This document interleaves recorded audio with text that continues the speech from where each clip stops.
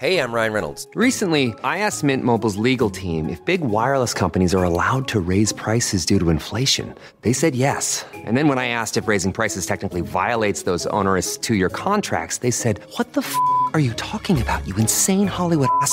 So to recap, we're cutting the price of Mint Unlimited from $30 a month to just $15 a month. Give it a try at mintmobile.com/switch. $45 upfront payment equivalent to $15 per month. New customers on first 3-month plan only. Taxes and fees extra. Speed slower above 40 gigabytes. See details. This episode is brought to you by Shopify. Do you have a point of sale system you can trust, or is it a real POS? You need Shopify for retail. From accepting payments to managing inventory, Shopify POS has everything you need to sell in person. Go to shopify.com/system, all lowercase, to take your retail business to the next level today. That's shopify.com/system.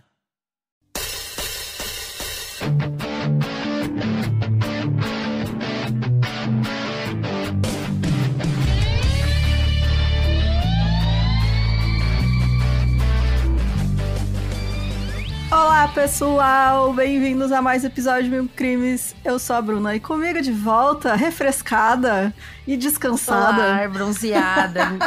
Bronzeada, está a Jéssica. Olá, Tá bem. pessoal, como que vocês estão? Espero que bem. Tô voltando aqui de férias. Voltando não, né? Que não tô, né? Tô de férias outro trampo, mas deste eu voltei. Exatamente. Esse você voltou pra ficar de férias final do mês de novo. Olha Exatamente. A folga, gente, queria que isso fosse em todos os jobs, né? Que bom que seria. Mas é isso. Então, ó, se temos ouvintes em São José do Rio Preto, eu estava aí do lado. Eu estava aí, na verdade, em São José do Rio Preto. Foi uma estadia muito boa. Eu também estava no... Eu também estava, como é mesmo o nome da cidade? Até esqueci o nome da cidade. Pô, ela acabou de falar o nome da cidade. Como é que é? Urânia. Eu estava em Urânia. Eu adorei esse Que era uma nome, cidade de 9 Urânia. mil habitantes. Estava falando pra ela que era uma cidade parecida de boneca, assim. De tão pequenininha também. Que tutuxinha. Abraço isso, para gente. uranianos. Uraniano. O pessoal uraniense, uranianos. Uraniense. E que mais? Estava semana passada ou retrasada? Retrasada, eu acho. Retrasada, junto no Perifacon, com o pessoal do Mundo Freak também. Foi bem legal. Isso aí. E é isso, tá? Muitos E passeios. teve gente que veio falar comigo do podcast do 1001 lá no Perifacon. Desculpa minha cara de cansada, mas é porque eu tinha pegado no dia anterior 8 horas de viagem. E pra chegar na cidade em Tiradentes, que era onde era o Perifacon, eu tive que pagar muito caro de Uber, muito caro. E deu quase 3 horas de viagem. Então, assim, Caralho! cansaço que não acabava mais, galera. Ela tá viajada demais. No final, nem saí do estado. Né? Tipo isso. Era uma quilometragem, experiência de ser brasileiro, né? Experiência de ser brasileiro. Gente, Você anda e não sai nem do estado. Que tristeza. Ai, gente, mas é isso, então. Esse episódio hoje é super especial porque eu comentei no episódio passado, né, principal, sobre a síndrome de Estocolmo e que eu falei que era uma invenção da mídia e tal, e muita gente comentou assim, o quê? Como assim? Não sabia, não sei o quê, me explica. E eu falei, bom, vou fazer, né, porque esse episódio passado foi muito pesado, a gente falou daquele cara lá que não tinha as mulheres no porão, enfim. E aí eu falei, vamos alegrar um pouco. Alegrar não, né, porque isso aqui também é uma bosta, mas... Vamos dar alegria pro meu né? povo. Não é bem alegrar, é um caso mais leve, ninguém morreu, então tá tudo certo. Mas beleza, então bora para o episódio de hoje. Bora.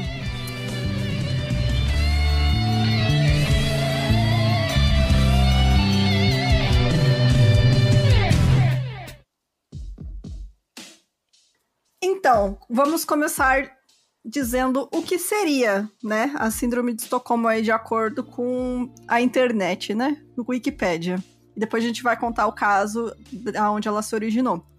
A síndrome de Estocolmo é supostamente uma condição em que pessoas sequestradas desenvolvem laços psicológicos com seus captores. ela se desenvolveria em um grupo de circunstâncias específicas envolvendo as relações de poder entre sequestradores e suas vítimas, e seria algo muito raro de acontecer. Por conta disso, é algo que até hoje existem pouquíssimos materiais que suportem essa teoria de que a síndrome de Estocolmo é real, já que essas condições para que ela aconteça são raras e isso dificulta o seu estudo.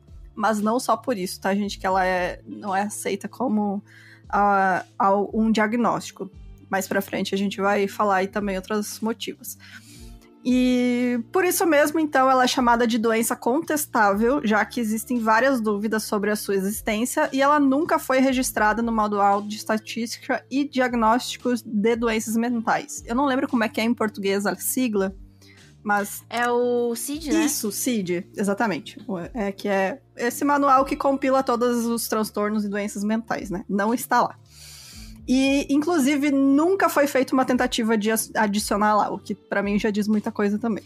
Segundo estudos do FBI, apenas 8% das vítimas de sequestro sofrem dessa síndrome de Estocolmo. E, assim, dizem, né, o consenso entre as pessoas que acreditam que ela exista é o seguinte, assim, as características principais. A vítima desenvolve sentimentos positivos pelo seu captor. Não existe nenhuma relação prévia entre o captor e a vítima. As vítimas se recusam a cooperar com a polícia e outros órgãos do governo na situação de sequestro. E a vítima tem empatia com o seu captor e o percebe como um humano com os mesmos valores que os seus, ao invés de percebê-lo como uma ameaça. Só nisso daí você já matou metade da galera que fala que tem síndrome de Estocolmo. Porque a galera adora pegar, sei lá, uma mulher que sofre... violência, abuso, aí já fudeu, porque a pessoa conhece a pessoa. Justamente, aí... a gente vai ver que aí a síndrome ou senão a galera Estocolmo... pega, sei lá, tipo, alguém que não quer que tipo, não, o cara quase me matou, mas não quero que ele morra. Ela deve sofrer síndrome de Estocolmo, também nada a ver, acabou sabe? o episódio, a Jéssica já resumiu tudo. Now the world don't move to the beat of just one drum, but... Ou seja, tem que ser, tipo, muito, muito, muito, muito fora da curva, né, velho? Então, a gente vai ver como... Porque as pessoas não conhecem o detalhe do caso que originou isso aí, e nem da pessoa que cunhou esse termo, né, que era um psiquiatra sueco. E as condições suecos, nada a ver. Então, as condições que levaram ele a cunhar este termo, e aí é basicamente isso, né, invalidação de experiências de mulheres em situação de violência. Que bacana. Então esse é o resumão. Então a gente vai ver aí muitos detalhes e como a mídia é responsável por alastrar essa ideia da síndrome de Estocolmo. Sim. Mas essas características podem variar e esse é um dos motivos para que a síndrome nunca tenha sido adicionada ao DSM, que né? seria o CID. No Brasil... que seria o CID, né? O CID no Brasil é Classificação Estatística Internacional de Doenças e Problemas Relacionados à Saúde. Né? Então... tá ótimo. Eu não lembrava o nome, a sigla em português eu deixei em inglês ali mesmo. Mas é isso. Fechou. Não há critério de diagnóstico válido para essa condição.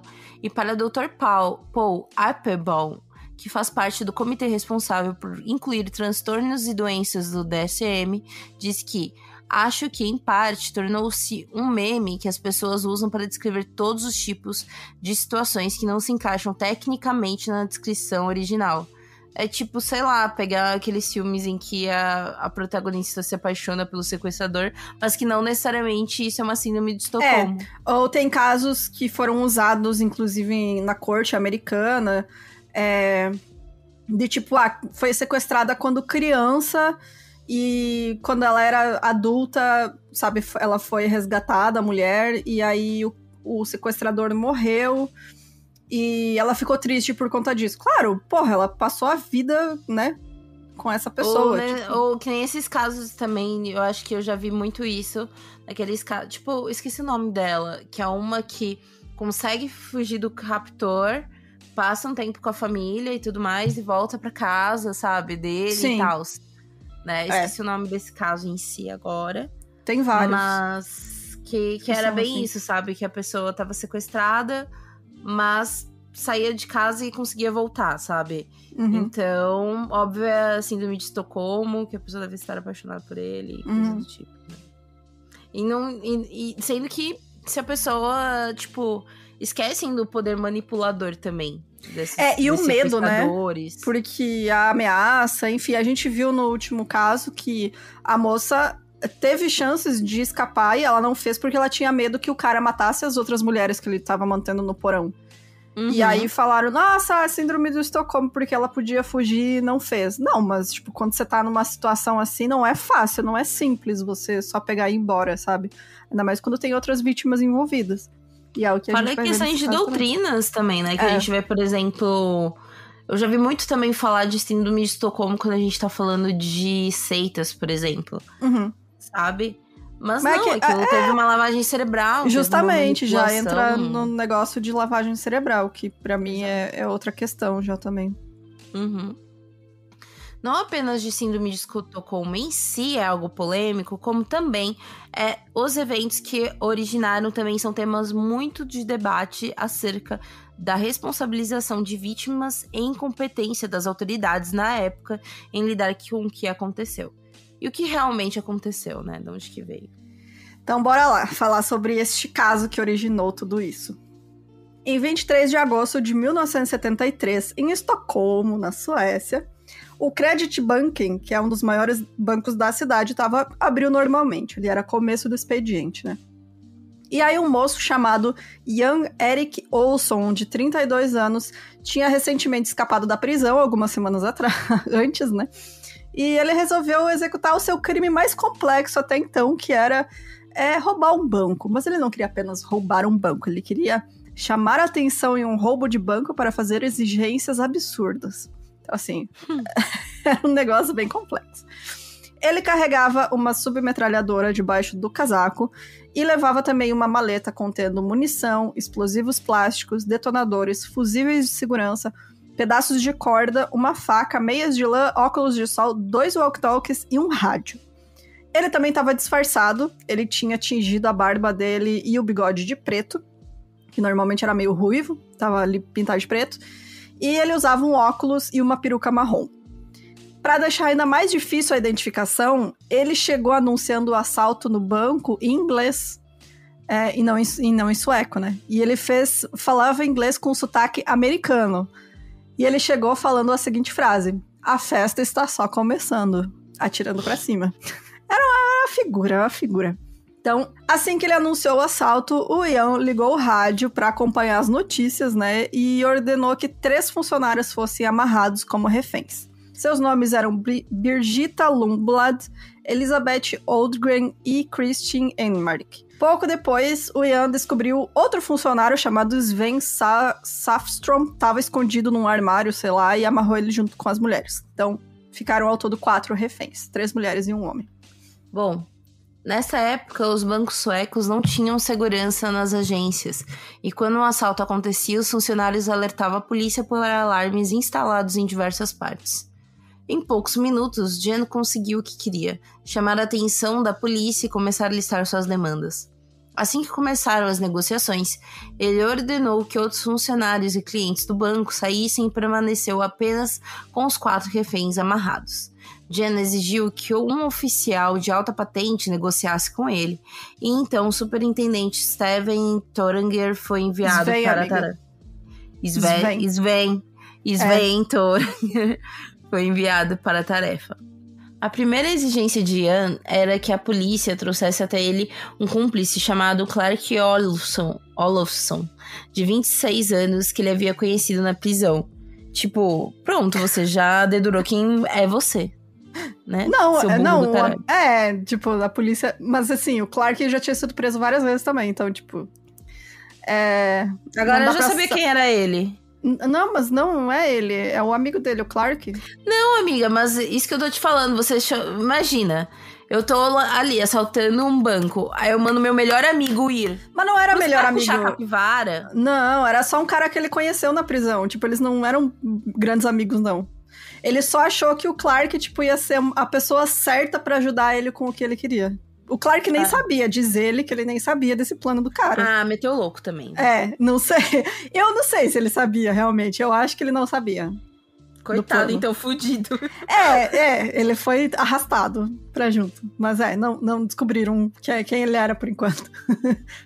A segunda exigência de Diane, era 3 milhões de kronor, o equivalente a mais ou menos $700 mil na época. Metade em moeda sueca e metade em dinheiro estrangeiro. Ele também exigiu 2 pistolas e um carro rápido para a fuga. Disse que quando fugissem no carro, eles levariam os reféns e todos eles estariam usando capacetes e coletes à prova de balas fornecidos pela polícia. O cara realmente assistiu muito filme americano, né, de assaltar banco. Sim. Inclusive, ele disse que essa frase que ele chegou, da festa tá começando, foi de um filme que ele assistiu. Não, isso é muito cena de filme. Filme de ação ainda.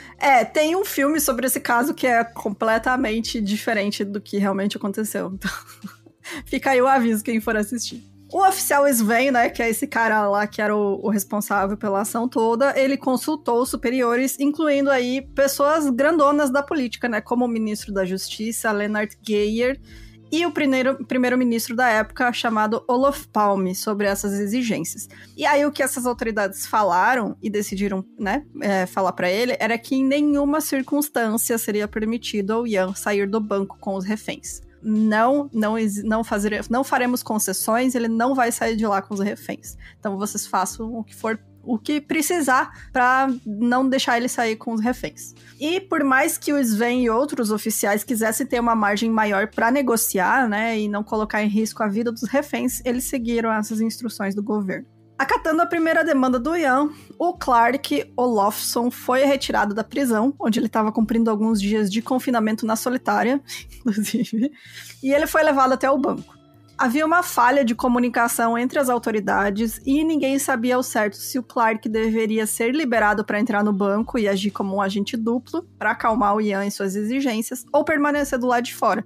E aí, no meio dessa confusão, o Clark acabou entrando no banco e se juntando ao seu companheiro de prisão e os reféns. E, gente, eu fiz esse roteiro baseado em vários artigos, mas os 2 principais eu vou botar lá no nosso Discord. O primeiro é um bem famoso, que é do The New Yorker, que saiu 1 ano depois que tudo isso aconteceu, que é um relato bem completo do jornalista Daniel Lang, que chama The Bank Drama, que é como o caso ficou conhecido na Suécia, o drama do banco. E o outro é um artigo do Independente, do Reino Unido, ali sobre uma que a gente cita mais pra frente, inclusive. Então eu vou deixar no nosso Discord, quem tiver interesse aí de ler os 2, recomendo bastante. Logo no primeiro dia de negociações, a imprensa sueca começou a cobrir o caso, que se tornou o primeiro crime televisionado do país, né? Até o fim das negociações, o caso estava sendo acompanhado por 2/3 da população sueca e chamando a atenção da imprensa mundial. Era um caso inédito na Suécia, e os reféns tinham autorização dos captores para fazer ligações para o lado de fora, e essas ligações foram amplamente divulgadas pela imprensa, né? Ou seja, todo um circo, né? Virou um Big Brother ali o negócio. Tava, não só a imprensa, né, acompanhando, assim, ao vivo os negócios, mas também uma multidão apareceu na frente do negócio lá do banco, né? Se formou, então foram vários dias e as pessoas lá na frente, assim, foi uma doideira.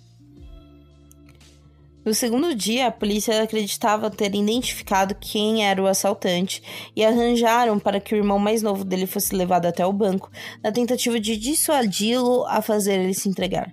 Mas eles tinham a identidade errada e levaram o adolescente acompanhado de um psiquiatra chamado Nils Berrero. Isso daí, né, amiga? Também. Não sei como fala também, mas é esse filho da puta aí. Tava confiando em você. Esse eu não sei, a Nils Bergero deve ser assim. Para tentar conversar com o Jan, que imediatamente abriu fogo contra os 2 estranhos que se aproximavam. Porra, puta ideia merda, né? E tipo, aí os reféns lá dentro já estavam tipo, porra, é o comando maluco aqui, né, tentando salvar a gente, tipo, sabe? É dessa polícia que a gente depende das nossas vidas? Olha o que os caras estão fazendo. Trazendo um adolescente aleatório ali, que eles, sabe, botando um outro civil em perigo numa situação, sabe? Nossa, me lembrou muito do caso... Da Eloá? Isso. Ah, sim. Lembrou muito da ação da polícia de botar a melhor amiga da Eloá pra conversar com o Lindbergh. Ai, mas a gente não imaginou que ela ia subir até lá em cima. Porque ela é a melhor amiga da menina, porque ela tava perturbada das ideias, coitada. Uma adolescente, uma civil, sem treinamento nenhum, sabe? Tipo, o cara tava chamando ela, falando que se ela fosse, ia soltar a menina. Porra, puta ideia. Tipo isso. Esse cara, que eles confundiram a identidade, né, tava, na verdade, foragido no Havaí. E aí, quando ele... Mano, sério. Sério que pena que o filme não é tão bom, porque a história base A história é maravilhosa. Eu não sei, eu não assisti o filme. Falam que é bom, mas assim, ele muda muita coisa. E principalmente a base do que, né? Tudo... Não, se fosse eu mudaria tranquilamente, porque eu faria uma grande comédia. Sim, bota a polícia, como é que é? Corre que a polícia vem aí, né? Exato. Esse esquadrão ali pra fazer.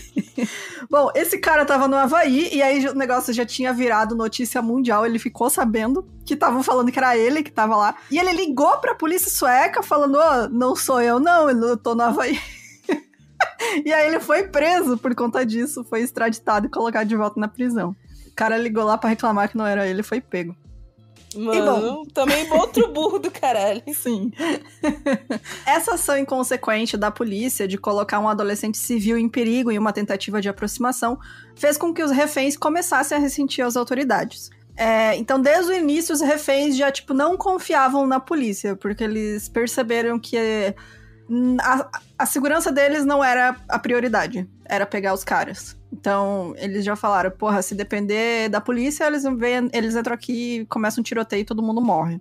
Então, eles sentiam isso, né, que a polícia não estava muito interessada em preservar a vida deles e que, eventualmente, tentariam algo que levaria os assaltantes a matá-los. Enquanto eles temiam quais ações a polícia ia tomar, os 4 reféns sentiam que tanto Ian quanto Clark estavam preocupados com o seu bem-estar e garantiam que eles não seriam feridos se a polícia acatasse seus pedidos.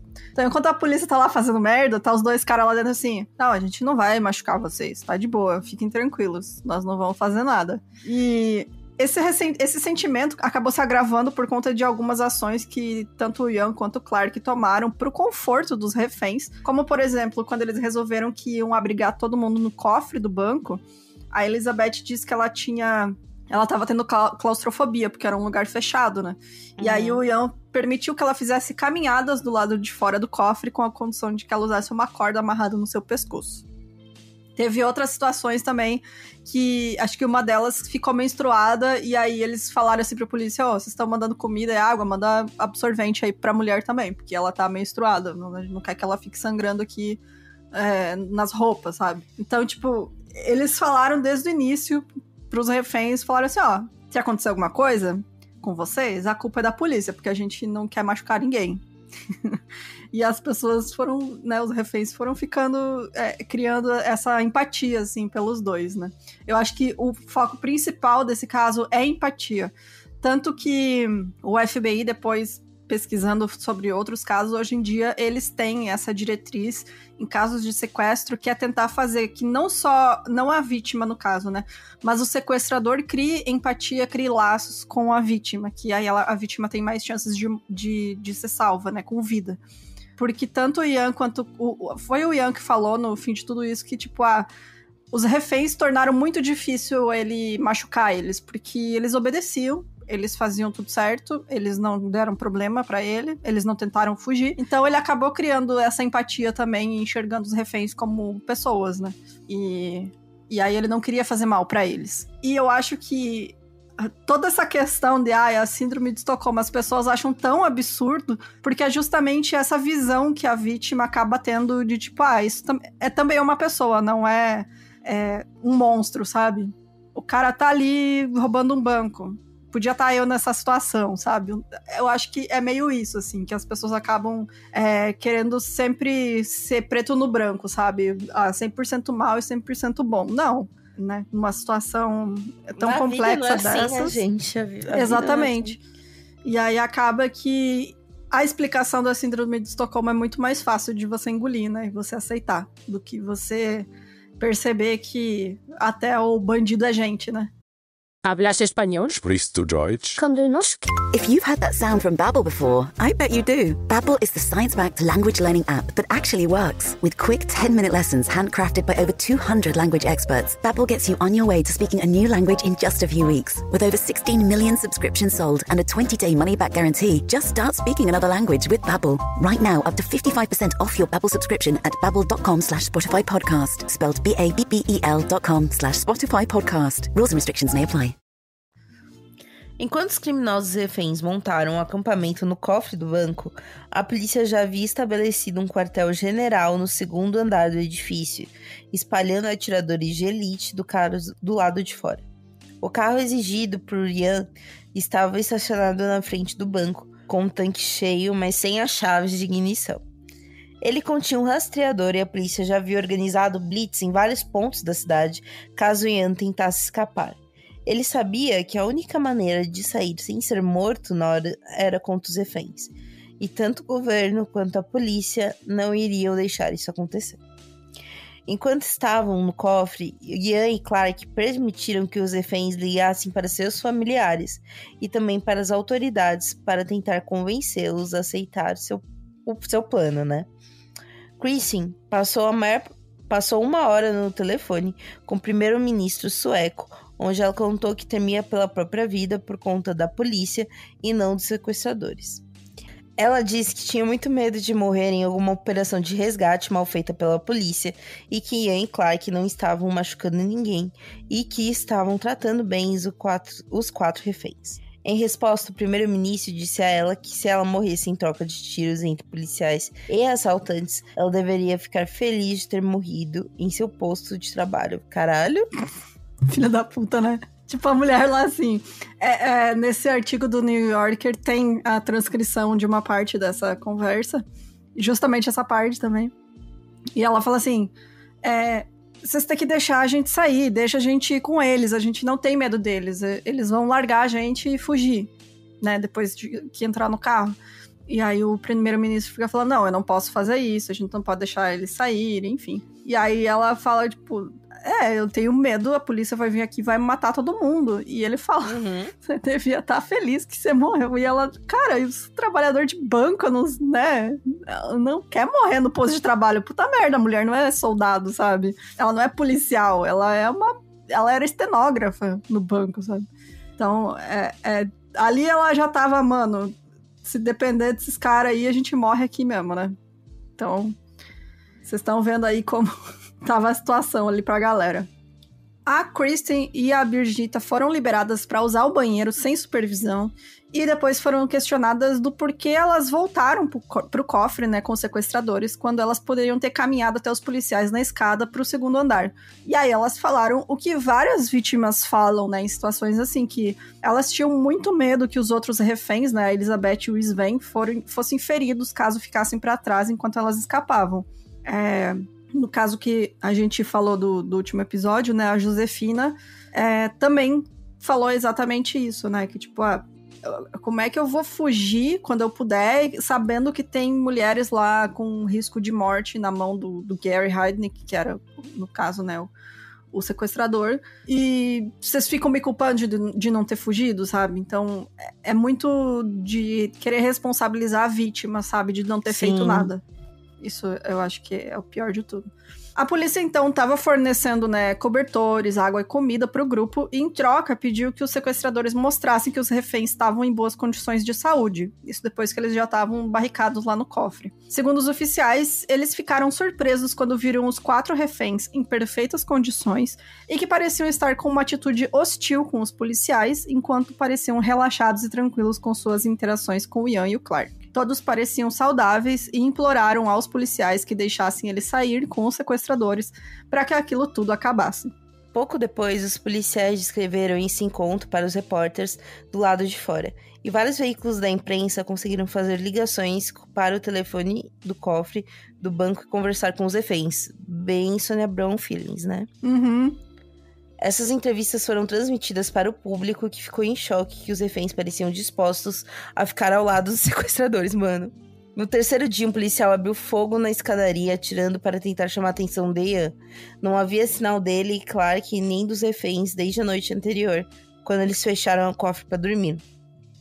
Sem nenhuma resposta, um oficial desceu para o primeiro andar e se esgueirou até a porta principal do cofre, que só tinha como ser trancado pelo lado de fora. O policial, então, trancou todos lá dentro. Olha que beleza, agora está todo mundo trancado dentro de um cofre. Tanto as vítimas quanto os bandidos. Trancaram as vítimas lá dentro. Exatamente. E, tipo, o bizarro de tudo isso, né, é que você vê também que a curiosidade da galera, da imprensa, deve ter sido maior ainda, né? Porque não é, tipo, ligação desesperada, pelo amor de Deus, eu quero sair daqui. Exato. Porque é o que você espera ao falar uma vítima de sequestro. Tipo, pelo amor de Deus, me tira daqui. Tô há 3 dias aqui, sabe? Não, era assim, pelo amor de Deus, convençam a polícia a deixar a gente sair com os caras, porque a gente só quer ir pra casa. Eles falaram que vão largar a gente e a gente confia que eles vão fazer isso mesmo, e é isso. Era essas ligações que eles faziam. Mano. E bom, tá ali, agora todo mundo trancado, né? Que ótimo, trancou todo mundo lá dentro do cofre. E assim que eles acordaram com a porta trancada, todos começaram a gritar e xingar em desespero. Segundo o Sven, ver a porta fechada foi o momento mais aterrorizante de todos, porque realmente ali ele viu que eles estavam na mão agora do que a polícia resolvesse fazer, né? O Ian tinha colocado explosivos na entrada do cofre e eles tinham certeza que a qualquer momento a polícia ia invadir o local, causar uma explosão e trocar tiros com o Ian, e isso causaria a morte de todos. O Ian sabia que a estratégia da polícia ia ser encher o cofre com gás lacrimogênio até que ele se entregasse. E ele ficou extremamente ansioso com essa possibilidade, porque ele acreditava, eu não sei de onde ele tirou isso, mas na cabeça dele era real, que depois de 15 minutos de exposição ao gás lacrimogênio, ele causa danos permanentes no cérebro. Que não é verdade, mas... não é verdade, mas você pode morrer, né? Se tiver muito gás. Cu, né? Mas ele tava nessa doideira, assim, já tava, né? Ele disse pra todo mundo que ele preferia matar todo mundo e depois se matar do que permitir que isso acontecesse. Então as pessoas, né, os reféns ficaram ainda mais putos, falaram, porra, agora deixaram o cara aqui num estado completo de paranoia, pior ainda do que tava antes. Então, né, tava todo mundo ali no desespero. A situação do sequestro agora havia se complicado mais ainda. Os policiais barraram o lado de fora do cofre e Ian fazia o possível para barrar do lado de dentro. Os oficiais sabiam que se tentassem entrar pela porta principal, o mais provável de acontecer era uma troca de tiros e por isso precisavam de outro plano. A polícia abandonou rapidamente qualquer tentativa de negociação com Ian. Mesmo o cofre tendo um sistema de ventilação, era mais confiável fazer buracos no teto para o andar de cima para que o gás lacrimogênio fosse bombeado para dentro e depois disso para entrar pela porta principal. Nunca pensaria nisso porque é lenta, né? Eles pensaram, a gente pode mandar pela ventilação, mas tipo, ia dissipar muito rápido. Porque para você lançar o gás... assim tem que ser de uma vez só, sabe?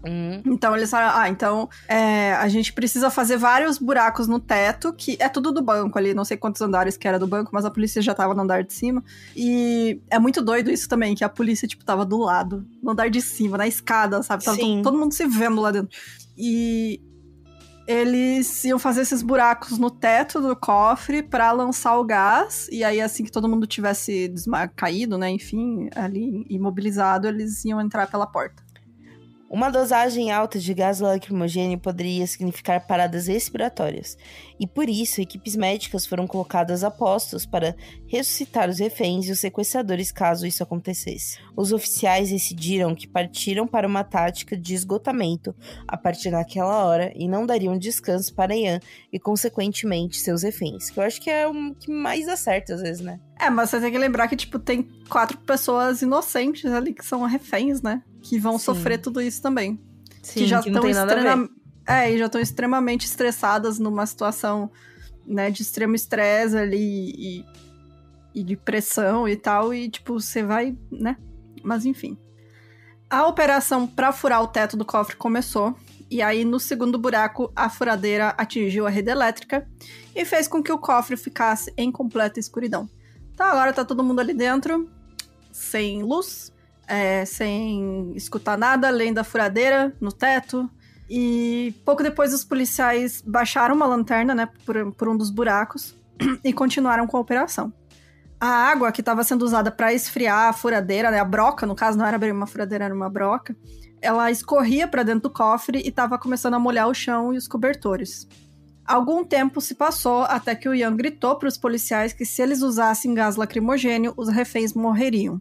E aí foi que a polícia colocou uma câmera por um desses buracos no teto, e é uma das fotos mais famosas desse caso, que se você procurar aí no Google, é uma das primeiras fotos que você vai encontrar, que você vê os 4 reféns amarrados pelo pescoço, sentados em cadeiras, e a corda amarrada à outra ponta nos armários do cofre, né? Que o Ian falou, se eles desmaiassem por conta do gás, eles iam cair e se enforcar com as cordas presas nos armários do cofre. Então ele fez meio que uma armadilha ali, e mais uma ameaça para a polícia, né? Bom, os oficiais decidiram que iam fazer uma aposta com a vida dos reféns. Que bacana, bacana. Que ótimo, né? Eles acreditavam que Ian seria capaz de matar todos. Eles não acreditavam. Ah, tá. Volta. Eles não acreditavam que Ian seria capaz de matar todos. E por isso cortaram todo o contato com o interior do cofre. Nenhuma comida ou bebida foi enviada a partir de então. E as furadeiras continuaram trabalhando. A água que escorria e agora se acumulava no chão era usada para acabar a sede. Gente, pra quê, velho? Eles estavam mandando comida por esses buracos no teto, né? Inclusive teve... eles mandaram cerveja e sanduíche, e aí o Ian ficou desconfiado que a cerveja estava meio aberta, a garrafa, e eles não tomaram. Sei lá, né? Exatamente, a polícia confirmou depois que tinha colocado sonífero na cerveja. Nem pra disfarçar, né, porra? Mas a partir daí eles cortaram tudo, falaram, não, a gente não vai mais se comunicar com eles, e não vai mandar mais nada. Então as pessoas, pra matar a sede, tinham que pegar com a mão essa água que escorria, né, das furadeiras, do teto, e tomar essa água. E lembrando que estavam lá já há 3 dias dentro desse cofre, sem banheiro. Pelo amor de Deus. A situação estava péssima. Bom, no 6º dia do sequestro e 3º em que estavam presos no cofre, a lanterna foi retirada e o sistema de ventilação desligado. 7 furos haviam sido feitos e na escuridão e silêncio, todos aguardavam o inevitável. A ventilação foi religada quando o gás começou a ser jogado para dentro do cofre para ajudar a espalhar. A luz foi baixada de novo por um buraco para que os policiais enxergassem tudo quando entrassem. Os reféns, eles tinham retirado as cordas do pescoço, porque o Ian, ele fala assim, podem tirar, mas quando eu falar, vocês botam de volta. Esperto. Mas, né, nesses poucos segundos ali que começou o gás, já tava todo mundo no chão, lutando pra respirar, vomitando, com os olhos ardendo, aquela pandemônio, né? Sim. E aí o Ian gritou que ele desistia, que era pra polícia deixar ele sair, que ele se entregava. Ele entregou a arma, botou num baldinho que eles baixaram por um dos buracos, assim, né, antes da polícia entrar. E aí desarmou os explosivos, né, antes de se entregar. Antes de saírem do cofre, aconteceu outra situação que alarmou os policiais no local. Tava lá a porta, uma brecha da porta, né? E porque os reféns, os policiais falavam para os reféns sair primeiro, né? E os 4 se recusavam, dizendo que se eles fizessem isso, a polícia ia executar o Ian e o Clark dentro do cofre. Que eles só iam sair se os 2 saíssem primeiro.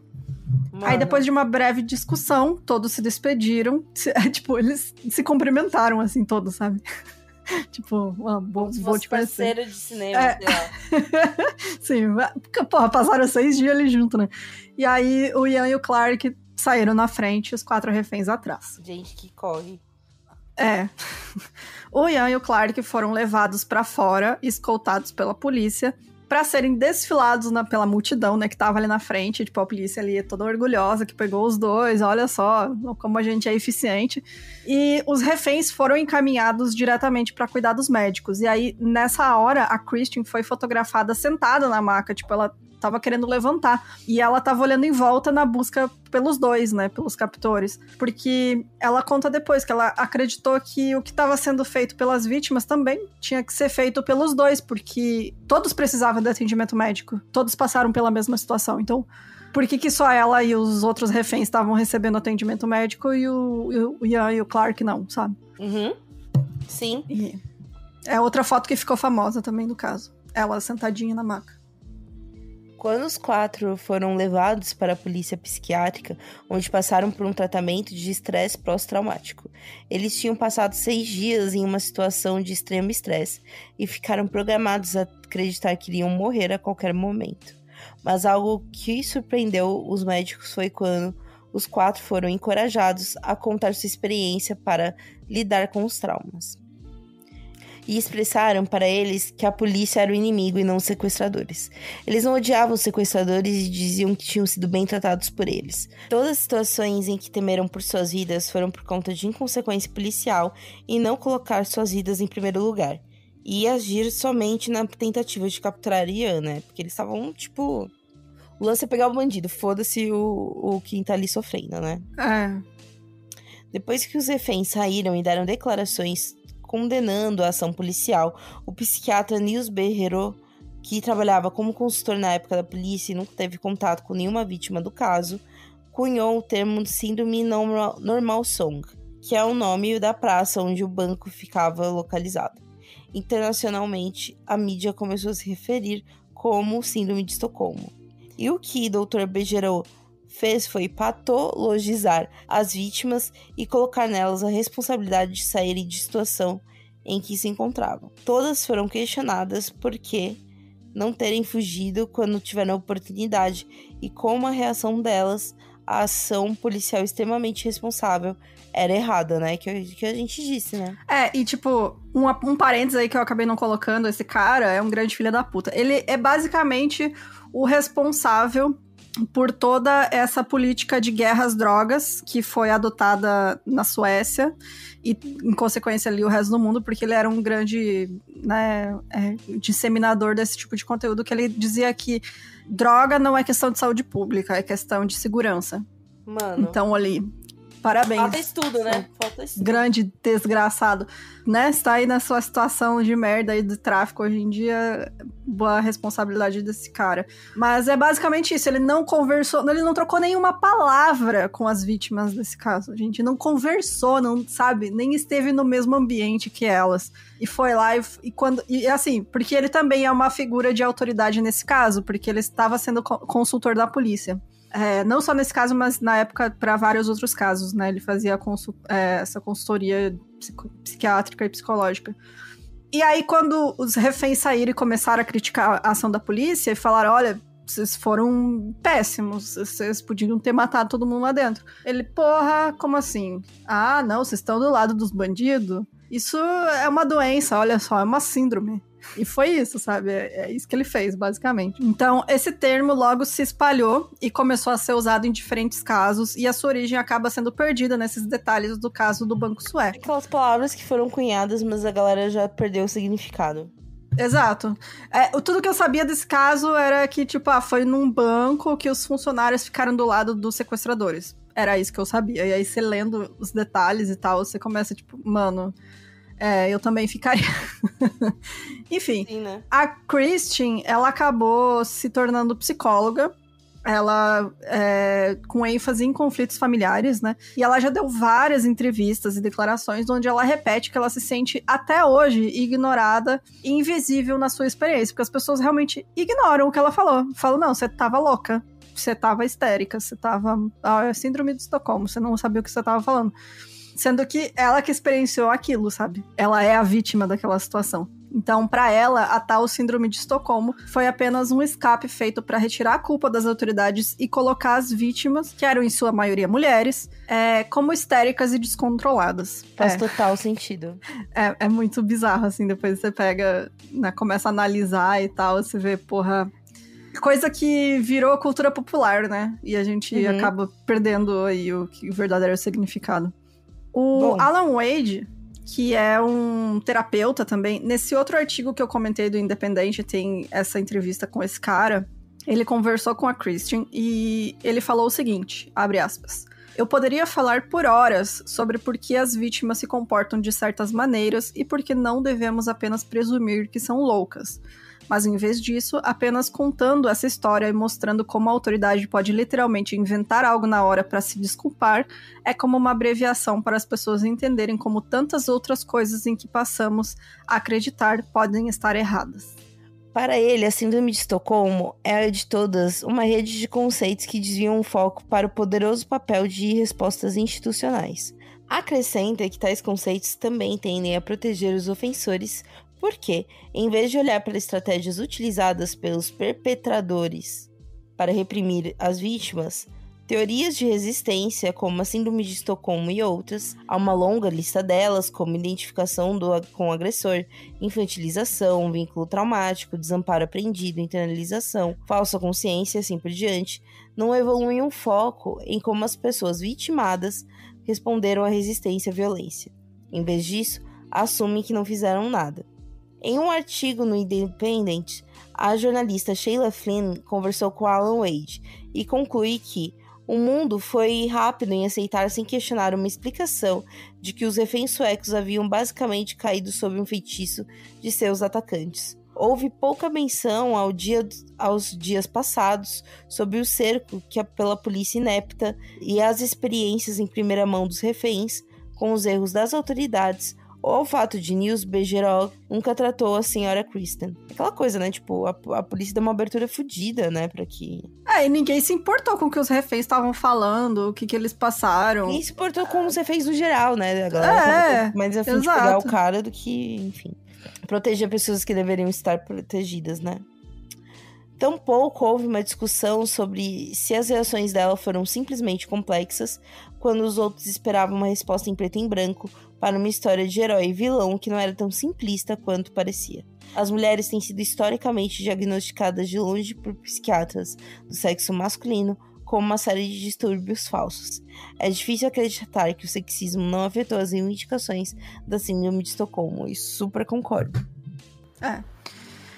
E como a gente comentou, né, diferentes casos de reféns e captores já foram classificados como exemplos dessa Síndrome de Estocolmo, quando na verdade eram apenas vítimas fazendo o possível em seu alcance para sobreviver a uma situação de violência. Eu encontrei na minha pesquisa um livro muito interessante aí que eu fiquei com curiosidade de ler, mas acabei não lendo, eu peguei só uns trechos, né, que é da Jess Hill, e ela lançou um livro em 2008 chamado Veja o que você me fez fazer, Poder, Controle e Abuso Doméstico. E ela fez, inclusive, né, ela dedica uma parte do livro para falar sobre a Síndrome de Estocolmo e como ela é realmente essa visão sexista, né, sobre vítimas em uma situação de violência. E ela descobriu... desculpa, o livro não é de 2008. Eu não sei de que data, eu acabei não colocando aqui. Ela, na verdade, descobriu em 2008 que foi feita uma revisão literária sobre os casos de Síndrome de Estocolmo, né, que havia um registro. E a Jess Hill descobriu que a maioria desses diagnósticos, entre aspas, na verdade, foram feitos pela imprensa e não por profissionais de saúde. Então, a imprensa via lá o jornalista... um caso ali de uma mulher que voltou pro marido abusivo. Síndrome de Estocolmo. Sim, velho. Então, assim, a maioria desses casos foi a mídia que botou porque sabe que é um termo que o público se interessa e chama a atenção, né? E esse estudo também mostrou que a pesquisa acadêmica sobre esse tema é ínfima e não há acordo nem sobre o que é essa síndrome propriamente dita. Por isso que ela nunca foi adicionada a nenhum catálogo de doença, porque realmente não tem nem como, assim. Então, no fim, tanto o Ian quanto o Clark foram sentenciados a cumprir pena de prisão pelo sequestro. O Clark alegou que ele nunca ajudou o Ian e que, na verdade, ele estava tentando ajudar os reféns. Inclusive, os reféns deram testemunhos a favor dele no julgamento. Velho. E ele foi solto depois de conseguir uma apelação, e depois que ele estava livre, ele ficou amigo próximo da Kristen e cometeu alguns crimes também, assim, depois. Mas não chegou a ser preso de novo. E, assim... é tão bizarro esse caso, é tão em volta de machismo velado que a gente não percebe que, tipo, tem relato até de que uma das mulheres que foi refém casou com um dos caras, sabe? Teve um relacionamento... por longe uma coisa parecida. Não, eles nunca tiveram relacionamento. O Ian foi condenado a 10 anos de prisão e depois que ele cumpriu essa pena, ele foi acusado de cometer outros crimes também. Em 96, ele se mudou pra Tailândia e se casou com uma mulher que ele tinha se correspondido na prisão, né? Então, os dois tiveram um filho. E ele fugiu das autoridades suecas por 10 anos por supostos crimes financeiros e se entregou em 2006 pra polícia. Só que daí a polícia falou assim, não, a gente não tá mais investigando nada disso. Pode ficar na paz. Pode ficar de boa. E ele, em 2019, lançou uma autobiografia chamada Stockholm Syndrome e voltou pra Suécia com a família em 2009. Então tá aí, não li também a biografia dele. Deve ter, a minha curiosidade, o que tu deve ter escrito lá, sabe? Porque esse cara é bem doidão, assim, né? O Ian é bem fora da casinha. Mas assim, gente, recomendo a leitura desses artigos. Esse livro aí eu achei bem interessante também, eu vou ir atrás da Jazz Hill. E tem várias coisas da cultura pop, da mídia, né?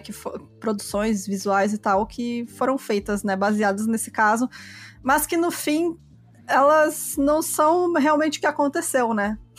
Então tem esse filme, tem uma série também chamada Clark, que é uma série nórdica, que tem na Netflix. Eu não assisti também, acho que o 4º episódio também é só sobre o caso do... que aí é só focado na vida do Clark, que é o cara, né, que tava preso, que foi levado lá pro banco. E aí no 4º episódio tem eles fazem o assalto e tal. Também não cheguei a ver. Quem assistiu aí, recomende ou não nos comentários, por favor. Mas é isso, gente. Por isso que quando eu comentei no outro episódio, Síndrome de Estocolmo, a invenção da mídia, eu espero que vocês tenham entendido. Se ficou alguma dúvida, que tipo, por favor, assim, comente. Gente, se enrolar é um bagulho muito, muito, muito... Não, mas é que assim... não existe porque ele foi cunhado... por pretexto machista de um cara que não queria assumir que a polícia pisou na bola. E tanto que não tem consenso sobre o que seria, sabe? A gente falou ao longo do episódio do tipo, por exemplo, às vezes, não, porque ela se apaixonou pelo cara em algum momento. Projeção, sabe? Às vezes de alguma coisa. Já existem explicações psicológicas e psiquiátricas para várias coisas que seria, né? Encaixariam nisso, mas não é, né? Existem outras explicações aí, porque, né, o nosso cérebro, o nosso comportamento é muito mais complexo que isso, né? Teve até um caso no ano seguinte ao que aconteceu, né, nesse banco nos Estados Unidos, de uma moça que foi sequestrada, e ela foi sequestrada por um grupo radical de esquerda, assim. E ela acabou simpatizando com a causa e meio que ajudou os caras a roubar um banco, a fazer assalto, sei lá. E aí, no julgamento, ela foi pega e o advogado dela falou, ela sofreu com síndrome de Estocolmo. Só que, tipo, ela se identificou com a causa dos caras, assim, sabe? Não foi... Tava lá porque quis mesmo. Exato, sabe? É outra questão aí, né? Eu acho que vira meio que uma desculpa aí, meio conveniente, né? Pra vários casos. Ou talvez esse lance tá até de, sei lá... Às vezes, por exemplo... Já tem casos, principalmente em filme, né? Rola muito isso. De, um ladrão, não sei o quê. Aí a menina resolve ir para a vida bandida com ele. Taranana. Aí você vai ver, a menina já tem uma índole, entendeu? Se juntou porque falou, tá aí uma oportunidade, sabe?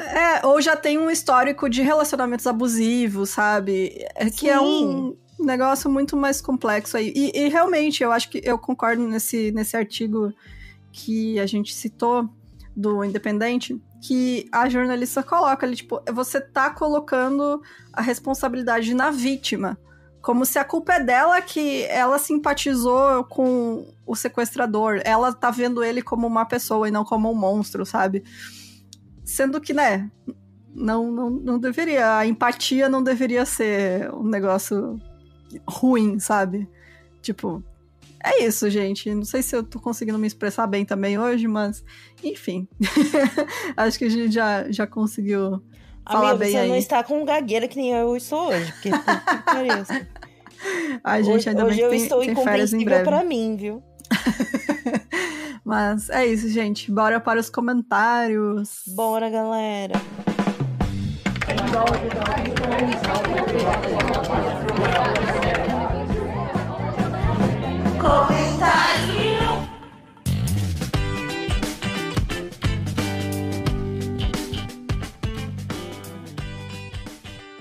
Vamos lá. A segunda parte do...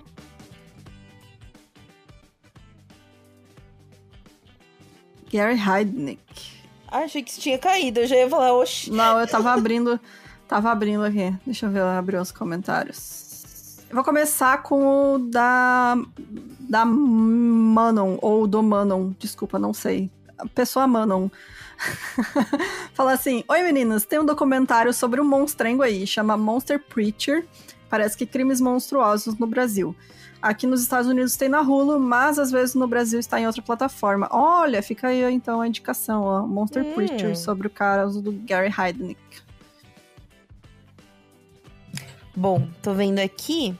Que caso horrível. A Dani Menezes falou: que caso horrível. Mostra muito bem como todo racista é burro. Sim. Sim. Como que as mulheres iam engravidar e ter gestação e um bebê saudável serão maltratadas, privadas de alimentação e higiene. Meninas, mas uma abordagem excelente de vocês sobre um caso tão difícil. É isso aí.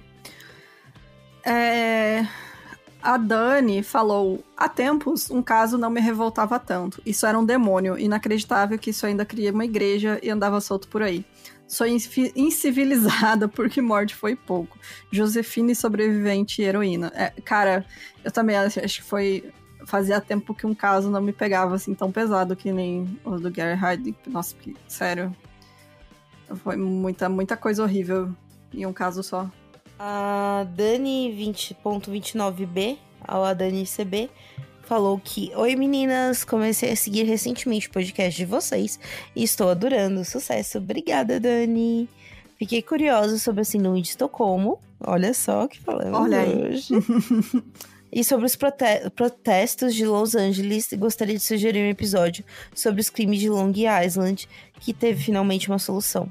Focando na Mari Gilbert, que foi a responsável por denunciar a seletividade e parcialidade da polícia, bem como a imprensa que tratou esse crime de feminicídios, como se fato ela serem garotas de programa fosse a causa e culpa das mesmas e dos próprios crimes. E o final trágico dela envolvendo a outra filha, Sarah Gilbert. Beijos de João Pessoa. Beijos, Dani. Beijos. Sim, faremos os casos aí que vocês... A gente coloca numa lista aqui, vamos separando, e tem vários casos, assim, bem famosos que a gente eventualmente quer cobrir, mas que, assim, quando é muita informação, a gente demora mais tempo pra fazer. Nossa, pode ver, gente, quando alguém fala, peguei de um livro, nossa senhora, quer dizer que a gente demorou 7 anos. Gente, e eu comecei um livro agora sobre um caso, e eu abri a HBO e tem, tipo, 3 documentários só de entrevista com o cara, e eu fiquei assim, meu Deus, aonde eu fui me enfiar, né? Mas tô não, aí. É bom, mas é ruim, direto, eu fico pensando nisso. É muita coisa. É que nem um caso que a gente acabou regravando, né, do Emmett Till, né? Eu tinha feito com informações da internet. Aí tava o livro, né? A gente comprou o livro e eu fiz um novo caso, inclusive muito bom caso, gente. Dê uma olhada depois. E aí, quando eu fui escrever com base em informação do livro, fudeu.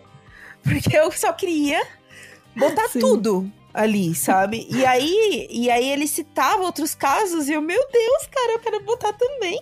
A gente começa a ir acumulando caso pra falar, né? Tipo, enfim. Deixa eu ver.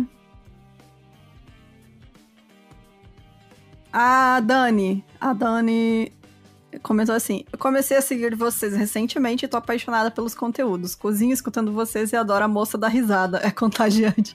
Eu não sei qual das 3 agora. Vixe, fudeu, né? Estava ansiosa por essa parte 2. Beijos, então. Obrigada, Dani.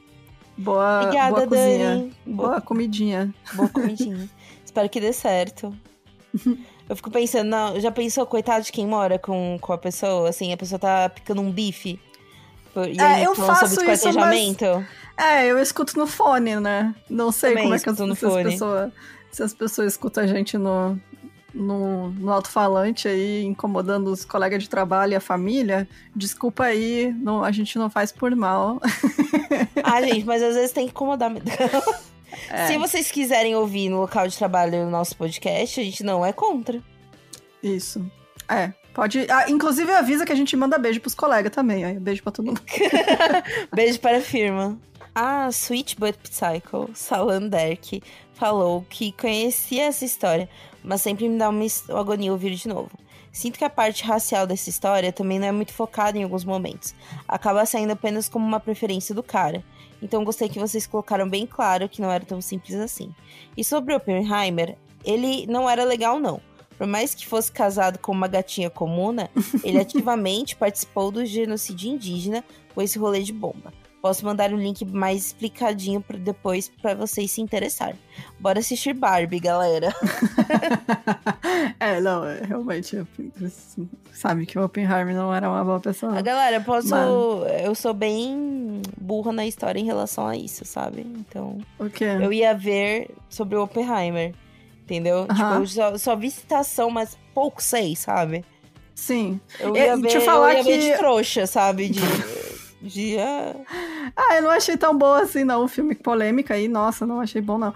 Assim, não achei ruim, mas eu acho que eu teria gostado menos ainda se eu não tivesse acompanhado a série que o Last Podcast on the Left fez sobre as bombas atômicas que eles fizeram. E aí eles cobriram boa parte aí da história do Oppenheimer. E aí eu peguei muitos detalhes, assim, que no filme eles nem falam, é meio passado por cima e aí eu sabia... Estadunidense, né, amiga? A gente nunca espera, né? Então, mas eu gostei... Recomendo, inclusive, só que é em inglês, né, gente, do Last Podcast, porque... É a primeira vez que eu vejo americano realmente falando a gente fez merda e não deveria ter feito isso. Então fica aí a recomendação pra vocês. E, assim, é um drama, né? Então, sei lá. Assistam Mega Tubarão, gente. Mega Tubarão 2. É muito melhor. Gente, eu adorei. Mais divertido. Gente, Mega Tubarões 2 é assim, ó... Toda hora, eu com a Alissa olhando assim, vendo o filme, uma olhando pra outra, tipo, que merda que está acontecendo. Porque, spoiler, só que não tão spoiler. Não, spoiler desse tipo de filme, né? Pelo amor de Deus. Tem outros bichos pré-históricos, galera. Com certeza, tá aí as sequências, né? Uma hora tem que sair. Porque tinha o Megalodonte, né? Até... Quem nunca viu o Mega Tubarão, gente, é uma história maravilhosa. De cientistas idiotas que são bilionários, não tem nada pra fazer da vida, resolve ir pra profundeza da Terra, aí o cara vai tentar tirar os caras do submarino que leu bosta, né? Lembra de uma história aí que aconteceu. Tirar os ricos lá de baixo, aí o cara tira os ricos lá de baixo, só que abre um bagulho que... sai Godzilla. De acesso, e aí vai o Megalodonte, primeiro filme. Muito bom, gente. É tanto tubarão assim que você fica jogado. No segundo, eles conseguem capturar alguns megalodontes, porque a merda já tá feita, né? Então capturam. E aí os mais cientista rico, burro, entendeu? Fala, vamos fuçar mais, sabe, galera? Porque a gente é pela natureza, a gente quer saber o que acontece na natureza. E aí, galera, gente, mais bichos estranhos, eles conseguem andar nas profundezas do mar, assim, ó, o primor do cinema. E tem o... Espera aí, ó, deixa eu ver aqui o nome do mano, peraí, Careca, Filme e Ação. Cara, porra, eu não sabia que era com ele esse filme. O cara é mó, tipo, a salário alto de Hollywood fazendo esse tipo de filme. Eu fiquei impressionada. Jason Statham. O Jason Statham, isso aí. Isso, Jason Statham. Adoro os filmes do Jason Statham, porque os filmes do Jason Statham são sempre uns filmes que falam, gente, é humanamente impossível. Mas o tipo filme The dele, Rock, né? O The Rock tipo também é dessa vibe. Nossa, não tem nenhum filme desse mano que eu veja e tem alguma verossimilhança com a realidade. Muito bom. Pra mim, filme tem que ser assim mesmo. Exatamente. Quero ver a realidade, não. A realidade é a Megalodonte com ele... brigando na mão com o Megalodonte. Então vai lá, galera. Muito bom, muito Melhor bom. que Oppenheimer aí. Então é isso, gente. Semana que vem a gente tá de volta. Comente aí, deixe seu comentário, sua sugestão de filme trash pra gente ver, que a gente adora. E é isso, né? É isso, galera. Voltei. Apoia a gente. Voltei um pouco mais gaga. Um pouco mais... com uma dicção meio falha. Eu tava vendo vídeos de TikTok de... como é o mesmo nome da mulher que cuida da voz? A fonoaudióloga. Que eu não tenho condições, quem me quiser me pagar uma fono... Aliás, é isso. Vier reclamar de mim, me paga uma reclamar, fono. faz a vaquinha aí, paga a fono da Jéssica, pelo amor de Deus. Paga a fono da Jéssica, pelo amor. Nem eu me aguento, tem dias, então... É isso aí. Então, gente, apoiem a gente pra ajudar a pagar a fono da Jéssica. milcrimes.com.br. Entra lá no nosso Discord. Gente, o link pro Discord tá no site, tá no nosso bio do Instagram também. Então, se você quiser entrar lá e conversar, papear, vai rolar RPG final do mês. E comentem aí e mandem e-mail pra gente também, milimedinhos@gmail.com para suas historinhas e milcrimes@gmail.com para comentários e sugestões de casos. E é isso então. Beijos, até mais, tchau, tchau. Beijo, meu povo.